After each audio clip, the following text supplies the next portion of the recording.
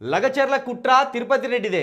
Jail నుంచి విడుదలైన పట్నం నరేందర్ రెడ్డి ఘన స్వాగతం పలికిన పార్టీ శ్రేణులు. తప్పుడు కేసులతో రైతులను బెదిరించాలని చూశారు.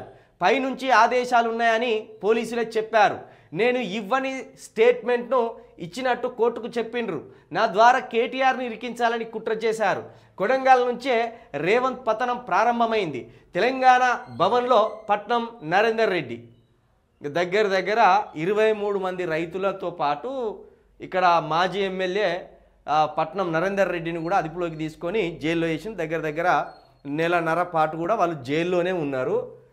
ఏం లేదు, భూములు ఇవ్వము, మా భూములు లాక్కోవద్దు, మేము ఫార్మాసిటీకి మా భూములు ఇవ్వము అని తిరగబడ్డ రైతులు పట్నం నరేందర్ రెడ్డికి ఫోన్లో ఎప్పటికప్పుడు టచ్లో ఉండడం, పట్నం నరేందర్ రెడ్డే ఈ కలెక్టర్ మీద దాడికి, ఈ ఆఫీసర్ల మీద దాడికి కుట్ర చేసిండు.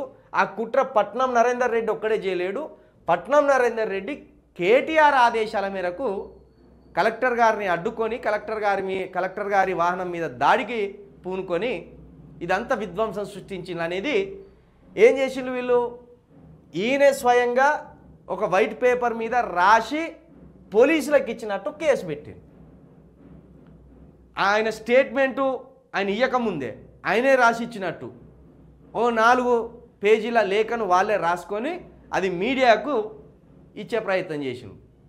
తీరా హరీష్ రావు, కేటీఆర్ వీళ్ళు జైలుకు పోయి అసలు విషయాన్ని బయట పెట్టిండు. ఆ జైలు దగ్గరికి పోయి చెంచల్గూడ జైల్లో ఈ లెటర్ మీరేనా ఇచ్చింది అంటే, ఈ లెటర్ అసలు మనకు సంబంధమే లేదు, మనల్ని ఎక్కడ తీసుకొస్తానో కూడా తెలియదు అని చెప్పిండు. మొత్తానికి వాళ్ళు బయటకు వచ్చిండు. ఇప్పుడు కనుక కోడంగల్లో ఎన్నికలు పెడితే రేవంత్ రెడ్డి గారు చిత్తుగా ఓడిపోతారు. ఇదే పట్నం నరేందర్ రెడ్డి చేతిలో చిత్తుగా ఓడిపోతారు. సొంత నియోజకవర్గంలో గింత అల్లకల్లోలమా, 23 మంది రైతులను జైల్లో వేస్తేవి. మళ్ళీ నీ ప్రత్యర్థి గతంలో నేను ఓడగొట్టిన వ్యక్తినే ఆయనను జైల్లో వేస్తేవి.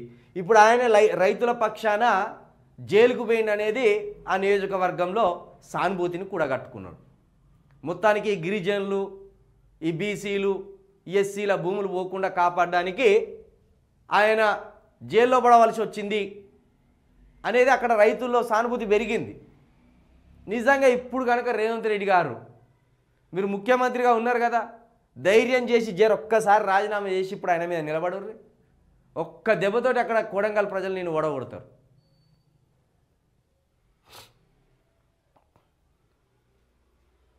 మేం కట్టిన వడ్డీ 26,298 కోట్లే. అప్పులపై హరీష్ రావు ఆరోపణలు. తప్పుడు లెక్కలతో సభను తప్పుదోవ పట్టించామంటున్నారు. పెండింగ్ బిల్లులు బకాయిలు చెల్లిస్తున్నాం. అసెంబ్లీలో ఆర్థిక మంత్రి బట్టి విక్రమార్క ఇక వీళ్ళ లెక్కలేందో ఏం లెక్కలు చెప్తాను. నిన్న ఇక రేవంత్ రెడ్డి గారు లేరు, బట్టి విక్రమార్క గారు మొత్తం స్మార్ట్గా వ్యవహారం చక్కదిద్దే ప్రయత్నం చేస్తున్నాడు కానీ దొరికిపోతున్నాడు. ఇక సీతక్కేమో నిద్రపోతున్నది. రాజగోపాల్ రెడ్డి ఏమో నిన్న టెంపర్ లాస్ అయిపోయాడు. ఆయనను చూసి హరీష్ రావు గారు టెంపర్ లాస్ అయిపోయాడు. అసెంబ్లీలో పెద్దగా ఇంపార్టెంట్ విషయాలు కానీ, ప్రజల కోసం ఏ పథకం ఎప్పుడు అమలు చేస్తామనేది కానీ ఏ చర్చ జరగలే. కేవలం ఈ హరీష్ రావు గారి మీద, కేటీఆర్ గారి మీద, కేసీఆర్ గారి మీద, వాళ్ళ ప్రభుత్వం మీద ఈ ప్రభుత్వం దుమ్మెత్తిపోయడానికి, మీరు అప్పులు చేసిండ్రు, ఈ రాష్ట్రాన్ని నాశనం చేసిండ్రు అనడానికి మాత్రమే అసెంబ్లీ నడిపినట్టు ఉన్నది. ఓ కొత్త జీవోలు కానీ, ఓ 4,000 పింఛన్ ఎప్పుడు ఇస్తామని కానీ, ఓ రైతు భరోసా ఎప్పుడు వేస్తామని కానీ ఇవేవి చర్చకు రాలే. 7 లక్షల కోట్ల అప్పేదని హరీష్ రావు గారు అడిగారు. 7 లక్షల కోట్ల అప్పు ఎక్కడిది, లెక్కలతో చూపించండి, మీరు ఎప్పుడు చర్చకు సిద్ధమంటే నేను అప్పుడు చర్చకు సిద్ధమని హరీష్ రావు గారు అన్నారు. ఈయనేమంటాడు, అది దాటా వేసి మేము మళ్ళా చెప్పాల్సిన అవసరం లేదు ఈ అసెంబ్లీలో అని ఈయన దాట వేస్తాడు. తూతు మంత్రంగా నడుస్తుంది అసెంబ్లీలో, పెద్దగా ఏం లేదు. ఇది అదే 7 లక్షల కోట్ల అప్పు అంటే లీగల్ నోటీసులు ఇచ్చుడే. బీఆర్ఎస్ హయాంలో తెచ్చిన అప్పు 4.17 లక్షల కోట్లే. మేము చేయని అప్పులను మాపై రుద్దుతున్నారు. మెస్ ఛార్జీలు, రైతు బీమా, ఆ, వ్యవసాయ యంత్ర పరికరాలు ఇవ్వలేదని నిరూపిస్తే రాజీనామా చేస్తా. అసెంబ్లీలో రుణాలపై చర్చ సందర్భంగా ఆర్థిక మంత్రి భట్టిని ఛాలెంజ్ చేసిన హరీష్. నిన్న స్పష్టంగా హరీష్ రావు గారు ఏమంటున్నారు, నేను స్పీకర్ ఫార్మేట్లో రాజీనామా లేఖను స్పీకర్ గారికి సమర్పించిన, ఆయన రాజీనామా చేస్తలేడు. ఇవన్నీ కనుక మేము చేయలేదని, ఒకవేళ 7 లక్షల కోట్ల అప్పు ఈ రాష్ట్రం నెత్తి మీద ఉన్నదని మీరు నిరూపించగలిగితే నేను వెంటనే రాజీనామా చేస్తా. ఆ రాజీనామాని మీరు ఆమోదించే దమ్ముందా? స్పీకర్ గారికి ఎప్పుడూ ఆ లేఖ ఇచ్చేసిన నేను, రాజీనామా లేఖ. దాంతోపాటు వ్యవసాయ యంత్ర పరికరాలు, మెస్ ఛార్జీలు, రైతు బీమా ఇవి ఇవ్వలేదని కూడా మీరు నిరూపిస్తే, రైతు బీమా ఇచ్చిండ్రు బీఆర్ఎస్ ప్రభుత్వం, రైతు బంధు బరోబరు వేసింది, 15,000 రూపాయల రుణమాఫీ కూడా చేసింది. ఇప్పుడు వీళ్ళు చెప్తున్న మెస్ ఛార్జీలు ఏదైతున్నాయో, నెలకు 4 సార్లు చికెన్, 2 సార్లు మటన్, ఈ చికెన్ మటన్ పెట్టని సందర్భంలో రోజుకొక ఎగ్గు. ఇది గత ప్రభుత్వం ఇచ్చిన మేనిఫెస్టోనే. కాస్మోటిక్స్ విషయంలో కావచ్చు, లేకపోతే మెస్ ఛార్జీల విషయంలో కావచ్చు, ఇప్పుడు రేవంత్ రెడ్డి గారు ఏదైతే చెప్పినో ఇదంతా గత ప్రభుత్వంలో ఉన్న సేమ్ మెనూనే. దాంట్లో ఏమాత్రం చేంజ్ చేయలే కొత్తగా. కాకపోతే వాళ్ళు ఇచ్చినట్టు చెప్తున్నారు. వీళ్ళు అడిగే వరకు వాళ్ళు చేతులు బీసుకుంటున్నారు, సమస్యను డైవర్ట్ చేస్తున్నారు.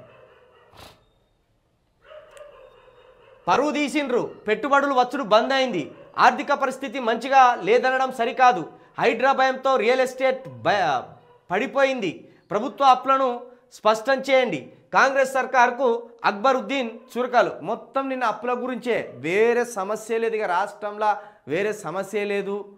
ప్రజలందరూ సుఖ సంతోషాలతోటి ఉండి వీళ్ళ వాదనలు మాత్రమే వింటున్నారు అన్నట్టు అప్పులు అప్పులు అప్పులు. వీళ్ళు 7 లక్షల కోట్ల అప్పులు అంటారు, వాళ్ళు 4.17 లక్షల కోట్ల అప్పు అంటారు. ఇద్దరు కలిసి ఏ వైట్ పేపర్ తీసుకొచ్చి ఇంతున్నదని మాత్రం ప్రజల ముందు పెడతలేరు. ఆర్బీఐ ఏమన్నది, 3.17 లక్షల కోట్ల అప్పే అంటుంది. ఇంకా హరీష్ రావు గారు 1 లక్ష కోట్లు ఎక్కువనే చెప్పింది. మరి ఎందుకు చెప్పిందో అర్థమవుతలేదు. ఆర్బీఐ మొన్న ఇచ్చిన దాంట్లో 3.17 లక్షల కోట్ల అప్పే అన్నది. మరి ఈయనేమో 4.17 లక్షల కోట్ల అప్ప అని ఈయన అంటాడు.